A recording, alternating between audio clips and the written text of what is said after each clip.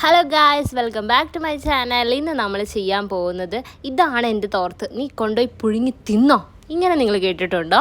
ഇന്ന് നമ്മൾ പുഴുങ്ങി തിന്നാനല്ല പോകുന്നത്, പുഴുങ്ങി അലക്കാനാണ് പോകുന്നത്. എൻ്റെ തോർത്തുകൊണ്ട് നിറയെ കൺമഷി, ലിപ്സ്റ്റിക്ക്, എല്ലാ സാധനങ്ങളും ഉണ്ട്. ഇതെല്ലാം നമ്മൾ പുഴുങ്ങി അലക്കി വൃത്തിയാക്കാൻ പോകുന്നതാണ്. This is my kettle. Currently I am in a hostel.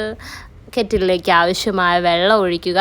ഈ വെള്ളത്തിലേക്ക് ആവശ്യമായ ഉപ്പ്, മുളക് പൊടി, മഞ്ഞൾപ്പൊടി, ഗരം മസാല, മല്ലിപ്പൊടി, ഈ പൊടികളൊന്നും ആവശ്യമില്ല. നമുക്ക് ആകെ കൂടി ആവശ്യമുള്ളത് സോപ്പ് പൊടി മാത്രം.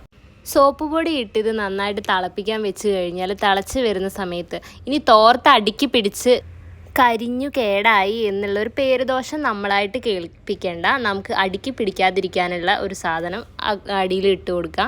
ആ സാധനം അടിയിൽ വെച്ച്, ഇതൊരു സാധനം കേട്ടോ, നമ്മൾ ഈ പഴം പുഴുങ്ങാനും മധുരക്കിഴങ്ങ് പുഴുങ്ങാനൊക്കെ ഞാൻ ഈ കെറ്റിൽ യൂസ് ചെയ്യുന്ന സമയത്ത് അടുക്കി പിടിക്കാതിരിക്കാൻ വേണ്ടി ഒരു സാധനം വെക്കുന്നുണ്ട്.